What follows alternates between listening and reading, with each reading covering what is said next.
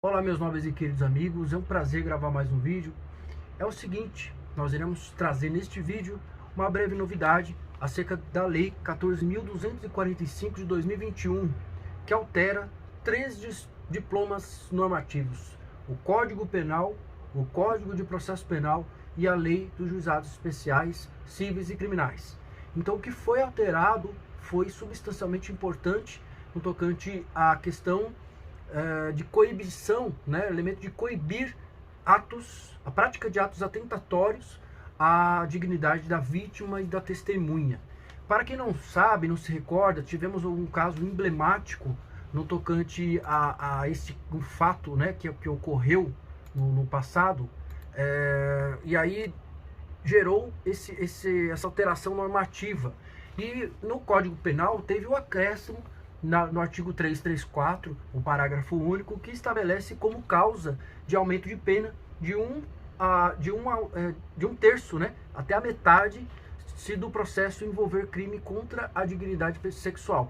A primeira questão que foi alterada no Código Penal e no Código de Processo Penal. Eu estou com a lei aqui, peço desculpa porque é uma novidade que saiu hoje, né? Aqui a lei 14.000 aqui está em minhas mãos impressa, e aqui nós estamos fazendo uma breve leitura, trazendo o que teve de novidades. Então a novidade principal foi exatamente esta: alterou lá o Código Penal, né, que dizendo da causa de aumento de pena de um terço até a metade, no caso dos crimes sexuais.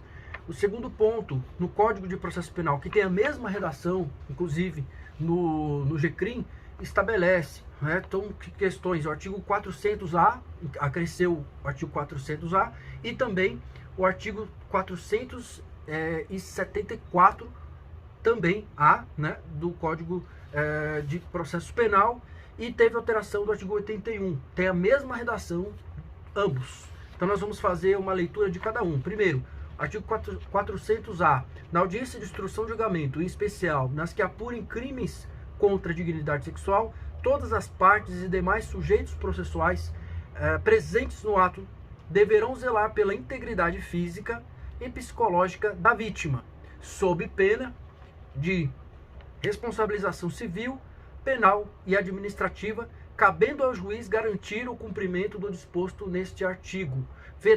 Vedadas, ou seja, proibidas duas condutas, né, especificamente. Seria o inciso primeiro, manifestação sobre circunstâncias ou elementos alheios aos fatos objetos da apuração dos autos. O que significa dizer? O processo ele deve se ater especificamente aos fatos ocorridos e não falar sobre a vida pregressa da vítima, ou vida pregressa da testemunha, que ela foi isso, que ele foi aquilo outro. Isso não diz respeito a essa questão. Depois vamos fazer um breve comentário ainda mais aprofundado. Segundo ponto, em relação à utilização de linguagem, de informações e de material que ofendam a dignidade da vítima ou de testemunhas. Nesse segundo ponto, logicamente, isso aqui é um aspecto moral que você deve observar, porque ele é de cunho moral e personalíssimo, no aspecto subjetivo, é isso que eu deixo como breve comentário, e de antecipação de um evento tido como danoso à sua dignidade. O que eu posso traduzir que eu estou dizendo aqui? Vamos supor, o aspecto valorativo. Vou colocar a utilização de uma linguagem, vou xingar a vítima, eu vou xingar a testemunha, eu tenho que ter decoro. Claro, o que se deve se fazer como crítica é que se encontra, infelizmente no nosso Brasil, tudo que deve ser, tem que ser normatizado. Deve ser colocado o romance de fazer uma legislação para dizer o óbvio. E esse é o grande problema. Porque isso já se encontrava nas próprias questões de deontica, de ética profissional. O juiz deve atuar com probidade, né, com sensatez. Seria inadequado ele deixar o advogado xingar testemunhas, coagir testemunhas durante o curso do processo, atuar além dos limites estabelecidos, não só pela lei, mas tanto no tocante à ética, disse o óbvio pelo óbvio, a questão da lei. Só que, como nós estamos no Brasil, infelizmente você tem que normatizar algumas questões que são óbvias. Infelizmente isso se talha exatamente nesse sentido, o ponto principal. E além disso, aí o artigo 474A, ele estabelece aqui, nós vamos ler juntos aqui, durante a instrução em plenário, todas as partes e os demais sujeitos processuais presentes no ato deverão respeitar a dignidade da vítima sob pena de responsabilização penal, civil e administrativa. Aí eu fiz a ordem trocada aqui, cabendo ao juiz presidente garantir o cumprimento do disposto. Esse artigo também teve essa alteração, deu só a repetição do artigo 400, né? Então, e o artigo 81 traça a mesma disciplina. Apesar da redação um pouco truncada, a ideia principal, logicamente, é coibir esses atos, né? Coibir que atos são esses? Atos que são atentatórios à dignidade da vítima e da testemunha.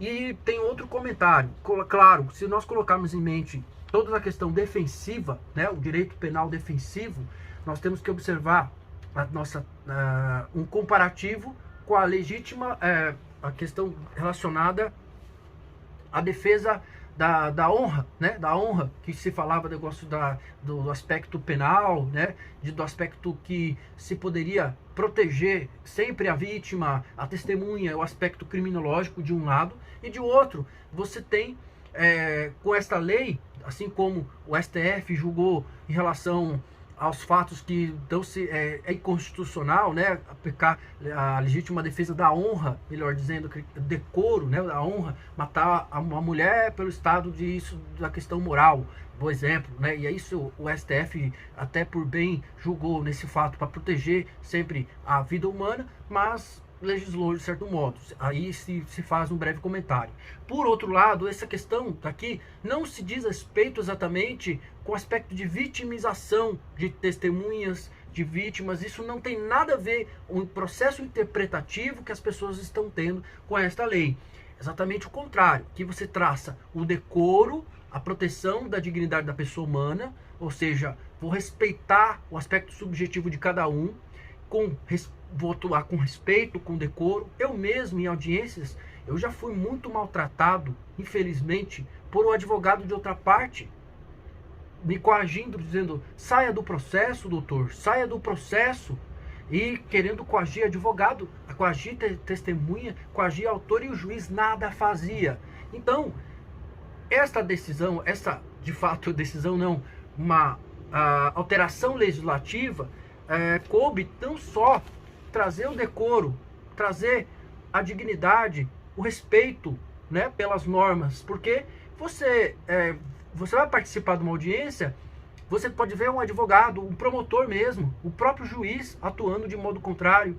E aí nós temos também uma questão do entrechoque, né, com a questão da lei do abuso de autoridade. Temos também um outro ponto importante, que isso se coaduna também precisamente com a lei de abuso de autoridade, e ele deve agir nos parâmetros da lei. Todos os autores do processo, o juiz, o desembargador, quem for, o delegado que vai prestar depoimento, o policial, a vítima, a testemunha, isso aqui tem algo valorativo muito maior do que tudo isso. Mas, especificamente, ele fala sobre a prática de atentados à dignidade da vítima e da testemunha, e também, inclusive, estabelecer a causa de aumento de pena em relação ao crime de coação no curso do processo, e também no tocante à dignidade sexual. A crítica também se fazia, logicamente, em decorrência da lei Mariana Ferrer, né, no tocante a um caso emblemático que ocorreu, que inclusive estava em segredo de justiça. Isso é um fator histórico desta lei, que assim como outras leis do nosso país, lei Carolina Dickmann, que é a lei dos crimes virtuais, e assim por diante, esse fato que ocorreu foi exatamente uma situação em que a vítima, no caso, ali no processo, né, ela era vítima do processo, tinha um réu, e o advogado fazia de tudo para coagir, por meio de palavras, a vítima, né, do tocante à audiência. e audiência de instrução e julgamento, até porque isso surgiu depois com essa legislação, com essa alteração legislativa nos 3 diplomas legais, no Código do Processo Penal, no Código Penal e na Lei de Juizados Especiais Civis e Criminais. O que se altera exatamente de fato é a causa de aumento de pena, né, de 1/3 até a metade, que isso é muito importante. Agora, no tocante ao aspecto de proteção, não se fala exatamente isso, porque o juiz deve avaliar de modo objetivo se tá havendo um ato de coação. O que significa um ato de coação? Coagir é você xingar, você também, aqui tem atos de condutas, né? Por exemplo, a utilização de linguagem, o linguajar, tem que tomar muito cuidado o profissional, o advogado ou advogada que vai atuar num processo, isso é fundamental. E eu trago essa novidade e fazendo uma interpretação para um viés prático, porque hoje em dia as pessoas não respeitam muitas as outras, e aí nós temos que respeitar, independentemente se o réu vai ser absolvido ou não, vamos respeitar a testemunha. Você vai olhar, pegar um caso, uma mensagem de WhatsApp ou qualquer situação, você vai descrever ali, olha, com devido respeito ao juiz, à testemunha, a todos que estão presentes na audiência, isso aconteceu assim, assim, assim. E aqui você vai relatar os fatos, você tem que se ater aos fatos. Isso aqui diz exatamente o óbvio que eu falei. É a manifestação sobre as circunstâncias ou elementos alheios aos fatos objetos da apuração. Ou seja, isso é proibido eu colocar fatos que não têm relação nenhuma e fazer bagunça no processo, dizendo, ela num caso de crime sexual que ocorreu, poderia dizer, ela não era virgem, ela já teve atos sexuais com milhões de pessoas, ela era garota de programa, ou sei lá, uma situação. Isso não tem relação alguma. O que está se discutindo é crime sexual, ocorreu o crime sexual em face da vítima ou não. E não precisaria coagir a vítima, né? E inclusive já vi muitos casos, não só desse caso emblemático, que as pessoas ainda possam ser sujeitos de críticas, mas existe uma outra situação, que às vezes você pode vislumbrar um caso que acaba me recordando o próprio juiz questionar a vítima como foi toda a situação, inclusive todos eles, o promotor era homem, era um ato de coação. E aqui o juiz ele deve garantir o cumprimento. Como que ele vai garantir? Como essa situação de fato pode acontecer? Ele vai advertir a testemunha, vai cortar a palavra do advogado, vai cortar a palavra da outra testemunha, do que quem seja que vai coagir a testemunha ou a vítima. Então, na prática, nós vamos ver como vai ser o comportamento. E aí vai precisar de um outro ponto importante. As normas, vai ter que ter uma norma específica para o que o juiz vai ter que atuar. Porque ele vai ter que utilizar o parâmetro, porque pode anular um processo inteiro. Pode haver uma anulação no processo, no curso de um processo, de uma gravidade. Poderia haver uma gravidade e o juiz não atuar precisamente diante dos fatos. E aí tem que tomar muito cuidado como ele vai agir. Sugestão, fazer uma complementação, poderia a lei da LOMAN, a lei orgânica do Ministério Público, fazer suas normativas, da magistratura. A própria OAB deveria estabelecer alguns parâmetros, colaborando os advogados, aí cada setor, aí, advogados privados, a OAB, setor público, aí temos aí defensoria. Então, cada órgão vai ter que se adequar também a essas situações aqui especificamente para tentar trazer com uma maior efetividade da lei. Bom, eu vou encerrar este vídeo para não ficar muito longo, mas com todos os comentários, embasamentos técnicos, devidamente técnicos aqui. Não faço juízo de valor em relação ao que se foi correto ou não foi correto. A lei se encontra aí e nós temos que aplicá-la e vamos verificar como vai ser na prática, na sua incidência prática. Bom, espero que vocês tenham gostado deste vídeo. Se você gostou, dá uma compartilhada, compartilhe com seus amigos. Se você estiver vendo no YouTube, compartilhe também, curta, faça seus comentários, faça suas críticas, sugestões. Só não vale xingar, nem xingamento, tá?